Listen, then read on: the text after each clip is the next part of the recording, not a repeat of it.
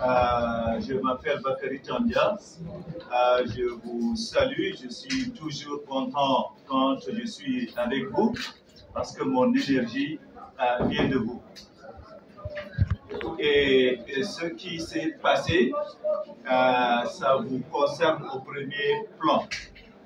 Et c'est pourquoi, après ma libération, au lieu d'aller à la maison en bon combattant, il faut que je vienne rencontrer les troupes, les militants que vous êtes. Et c'est pourquoi je suis venu vous rencontrer. Et si j'ai été libéré, ce n'est pas à cause de moi, c'est à cause de vous. C'est parce que vous êtes dehors. Donc, vous méritez des applaudissements très forts pour vous-même. Donc, ce qui s'est passé le samedi, le chauffeur était venu me prendre à la maison. C'est le jour de l'élection présidentielle. Donc, je me suis dirigé à la commune de Tabrasé pour aller exercer mon droit, le droit fondamental, parce que quand on parle de démocratie, le critère fondamental, si on est dans un état de droit, c'est de donner l'opportunité à tout un chacun d'aller voter. Donc, au moment où je rentrais dans je franchissais le seuil de la commune, un jeune homme m'a interpellé. Donc, la courtoisie veut que quand on t'interpelle, que tu répondes. Donc, et il m'a conduit, alors qu'il y avait une voiture qui m'attendait, et il m'a demandé de monter dans la voiture. Et je lui ai dit pour quelle raison. Il dit que je suis en état d'arrestation. Et je lui ai demandé le motif. Et il m'a présenté sa carte inspecteur de police. Je n'ai pas retenu le nom. Et il m'a demandé de monter. Il était avec 3 autres, le conducteur et 2 autres agents assis derrière. Donc, je connais la loi plus que cet inspecteur. Si ce pays était normal, je l'aurais formé à l'école de police. Parce que je suis un homme de droit, j'ai étudié la criminologie, j'ai étudié le droit pénal international dans de grandes écoles aux États-Unis. J'ai étudié, j'ai également étudié les droits de l'homme dans l'une des plus grandes universités des États-Unis, Columbia University. Et j'ai étudié les relations internationales et j'ai présenté une thèse sur les droits de l'homme dans une école qu'on appelle Fletcher School of Law and Diplomacy, l'une des meilleures. Le fait de m'avoir arrêté, ce n'est pas du tout juste. Moi, tout ce que je fais, c'est dans le cadre de la loi. Toutes mes activités sont publiques. Je lui ai dit, vous voulez mon nom, Bakary Tandia, mais vous allez avoir des informations sur toutes les activités que je mène. Vous visitez ma page Facebook. Tout ce que je fais, c'est public. Ici même à Mauritanie, je suis venu avec des délégations américaines dans le cadre des droits de l'homme. Et même le 19 juin est passé, mon organisation, the Aborigine Institute, nous avons organisé une cérémonie honorant Boubacar Messeoud à Hôtel Aslaï. Je ne suis pas une personne qui se cache. Tout ce que je fais, c'est sur la base de ce que disent les victimes, les organisations des droits de l'homme, nationales et internationales, crédibles, vous voyez, et c'est dans ce cadre-là que j'opère. Donc, je n'ai rien à cacher et je ne comprends pas pourquoi, en tout cas, m'arrêter sans justification. Et j'ai dit au commissaire principal et le commissaire qui est venu m'informer que le comportement de l'inspecteur en question, je n'ai pas retenu. Il était tellement petit devant moi que je n'ai pas pu mémoriser son nom. C'est une personne qui mérite une correction. ils ont présenté leur excuse en son nom, mais ce n'est pas suffisant. Il doit apprendre à respecter les personnes. Il est homme de loi, mais personne dans ce pays n'est au-dessus de la loi, y compris le président de la République. Nous sommes tous soumis à la loi. Naturellement, il y a des personnes par leur profession, ils sont chargés de l'application et de l'observation de la loi, mais ça ne vous met pas au-dessus de la loi.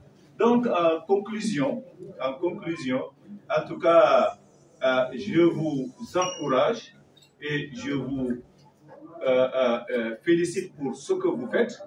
Nous sommes tous ensemble, nous sommes du côté, en tout cas, de la vérité.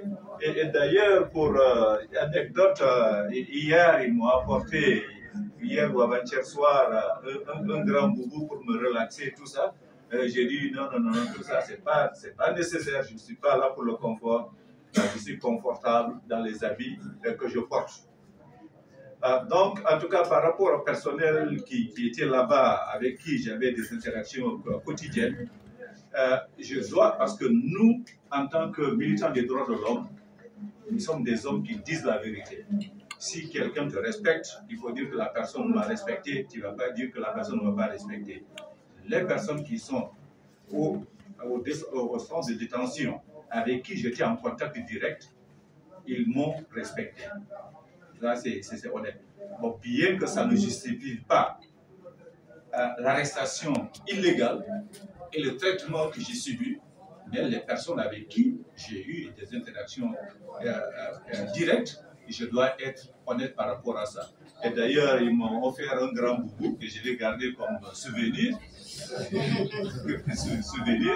Donc, voilà, nous sommes ensemble, nous sommes du côté de la vérité. On va lutter, la vérité va finir par triompher. Donc, je ne pouvais qu'éviter une résistance, parce que si j'avais résisté et qu'ils ne trouvaient rien contre moi, ils allaient utiliser ça pour m'incriminer. Donc, ça veut dire tout simplement que c'était planifié, parce que quand la voiture m'attendait, ce n'était pas un hasard, ça allait être un hasard trop beau. Et quand je suis arrivé, on m'a conduit dans une chambre toute prête qui n'attendait que Bakary Dandia. Ils ont pris rapidement mes affiliations et à toutes les questions, pourquoi m'empêcher d'aller voter, le motif de mon arrestation, pourquoi ils ont pris mon téléphone, combien de temps j'allais rester, personne ne pouvait répondre à cette question. Et par la suite, ils m'ont dit que le commissaire allait venir nous rencontrer. Et pour moi, ça allait être un interrogatoire pour me poser des questions. Le commissaire est arrivé tard dans la soirée parce que pendant la journée, j'ai insisté qu'il fasse des arrangements pour que je puisse aller voter. Bon, chaque fois, il me disait que le commissaire allait venir jusqu'à la clôture des urnes. Donc le commissaire est arrivé, le commissaire principal Mohamed El Mokhtar. Bon, on a tout simplement eu une conversation normale, comme entre toi et moi. Il n'était pas en position de répondre à ma question. Bon, il a tout simplement semblé banaliser pour dire qu'il n'y a pas de problème qui va être relâché. Et durant ma détention, quand je suis rentré immédiatement, bon, je sais qu'à l'extérieur, vous alliez faire quelque chose. Et je sais également, stratégiquement, à l'intérieur, je sais que ce que je pouvais faire. Bon, immédiatement, j'ai déclenché une grève de faim. Et depuis samedi matin jusqu'à maintenant, je n'ai pas mangé, je n'ai pas bu. Et ils m'ont offert, honnêtement, ils m'ont offert à manger, à boire. Ils m'ont demandé la nourriture que je voulais. J'ai dit, en tout cas, pour moi, la nourriture qui est un bien matériel et secondaire par rapport à mes droits fondamentaux, le droit de vote, ma liberté, ça d'abord et après la nourriture. Et il se demandait comment se soucier pour ma santé et comment j'allais tenir. Je dis non, Dieu m'a donné la capacité de me tenir par comment s'appelle, le conditionnement mental, la méditation. Et aussi quand on défend une cause supérieure, parce qu'il ne s'agit pas de moi, il s'agit d'une cause qui est supérieure à nous tous, qui est la dignité humaine, la démocratie, l'état de droit. Donc, je dis que tant que je ne sais pas exactement de quoi il s'agit, pourquoi je suis arrêté, pourquoi je suis détenu, pourquoi ils ont pris mon téléphone, pourquoi ils ne m'ont pas permis de voter, je ne peux pas manger et être content. Donc, on était dans ce stand-by. Ce matin, le commissaire principal est passé me voir pour quelques minutes. Il est parti et plus tard, vers 1h et quelques, 1h10, un autre commissaire est arrivé. Il s'appelle Mohamed Salem. Donc, j'ai eu un entretien privé avec lui, c'était juste pour m'informer que après recoupement des informations qu'ils ont obtenues, ils n'ont rien à retenir contre moi et que je suis libre de mes actes. Et je lui dis que dans un état de droit, ce n'est pas comme ça les choses se passent. C'est-à-dire qu'on n'arrête pas une personne et ensuite on va chercher les éléments constitutifs d'un crime contre lui. Non, c'est l'inverse. C'est quand il y a quelque chose, vous voyez, pour vérifier la vérifiabilité de ce fait. Et maintenant, vous faites des investigations pour chercher des évidences pour corroborer ces faits et retenir des charges contre la personne. Vous n'arrêtez pas une personne et puis vous allez fouiller dans son téléphone, dans ce truc, etc. Donc, je lui ai dit que moi, Bakary Kandia, toutes les personnes qui me connaissent, que ce soit ici, en Mauritanie, aux États-Unis ou à travers le monde, ils savent que je suis une personne qui dit la vérité, je suis honnête, je défends les droits de l'homme. Traduire Bakary. Mon commentaire est que c'est un signe flagrant.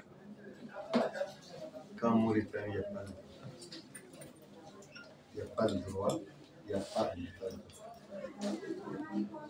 Comment les autorités mauritaniennes puissent-elles priver un homme de la liberté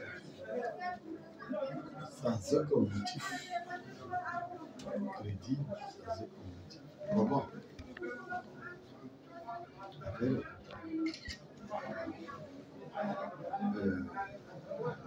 genre de crime Bakary Kandia pourrait-il commettre?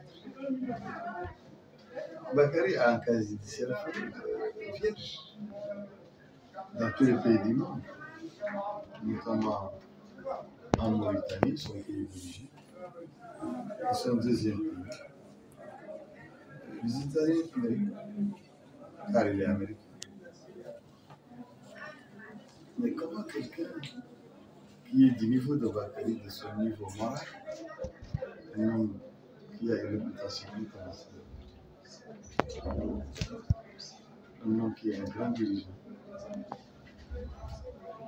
un homme qui a fait des études très élaborées, très importantes, comment un homme qui est venu voter et faire campagne, comment l'arrêter de manière aussi vite et le garder de manière aussi vite, en violation de toutes les lois, seulement parce que Bakary est du camp qui soutient le projet présidentiel de le ministre de l'Intérieur a le droit de l'arrêter, de le garder. Il vous a raconté ce qui s'est passé. Et dire que les élections sont libres. Alors que les gens n'ont même pas la liberté de voter. On les cueillit devant les portes du bureau, les privés de la liberté. Si on a fait ce traitement, on a réservé ce traitement à quelqu'un qui va faire. De l'envergure. Donc, qu'est-ce qu'on a fait pour les autres votants? Les votants lambda.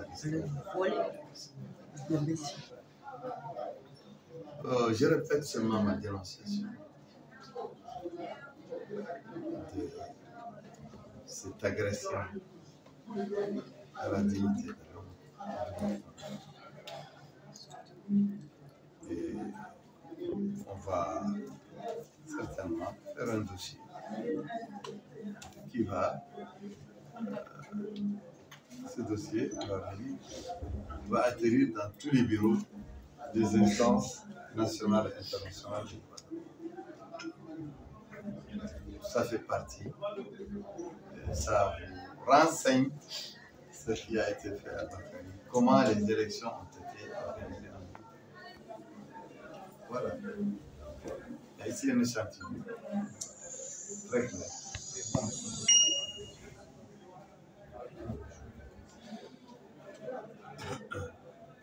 وجبات وانتفي الشرطه يحانوا قال عم قايدهم بيتهم مشاو فيه قالت بيه مدرسه الشرطه جبرهم بيت مجهز له وداروا فيه الى غاب عند المغرب من يوم السبت مع الصباح يوم الزل وقال عنه اليوم من جارية السوق قالوا عنه عقب جابروا عنه ما مرتكبش وهو غريب عن الحد ينكر سابي ولا ارتكبش حد انه ينبش كان ارتكبش ولا ما ارتكبش.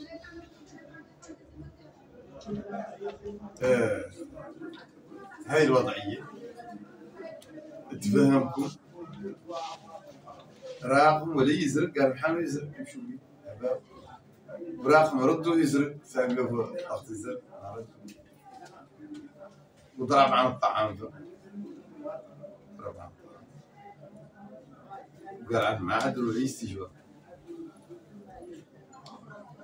وقال بعد عنده اللي كانوا فهم هم اللي مودعينهم بس الشرطة عنهم طابقين معه غير عن اللي اعتقلوه واللي عنيف. ايوه هذا ابو بكر لما اعتقلتوه رسلت عنهم قديم عنه دعم مرشح كبير عنه كبار من الشباب عم كبير هم يقولوا عن الزرق شفره يقولوا عن الزرق نزيه تمام. أنا قاعد بعدل حد بحجم بكري أستاذ جامعي وعنده شهادات جامعية كبيرة في حقوق الإنسان ولا كريمينولوجي علم الجرائم هاي بوليس كامل كان هو اللي يعود يعدل أنا الناس ما مش عدل الناس ضعيفة الناس مسيكين بسطاء هذا يعدل ما بزكش أنا عدل هذه بكري وذرة النهارين مغير مختلف اختلاف كثير وهم اللي ينترصوا أنه في دماغك شيء يبدو ما في قانون ما تنكذب إن شاء الله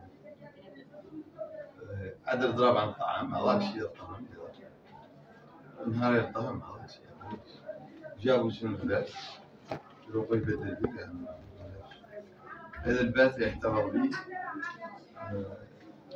ذكرى لها السجن عنيف وعدل خاصة حد جاي مشهور أمريكي دوريز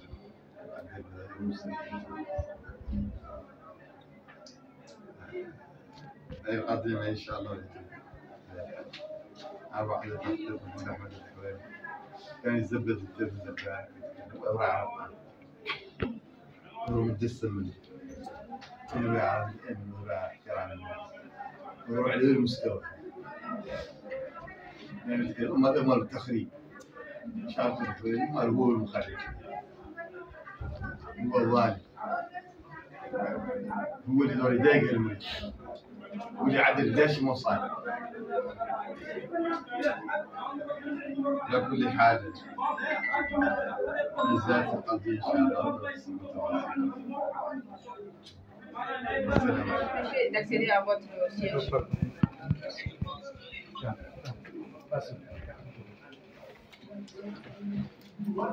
Bon, oui, l'opposition, à travers le parti Tawafi, ils ont accédé à une concertation avec les candidats opposés à M. Azouari. Et nous avons là-bas un représentant, notamment le président GRI, qui s'acheminerait vers une dénonciation de la fraude et une visite de résultats. Ce que j'ai appris. Oui, notre siège était bunkérisé.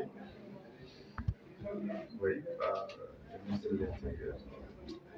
J'ai tenté particulièrement de dire que la coalition qui soutient cette coalition qui est manipulée par ces réunions.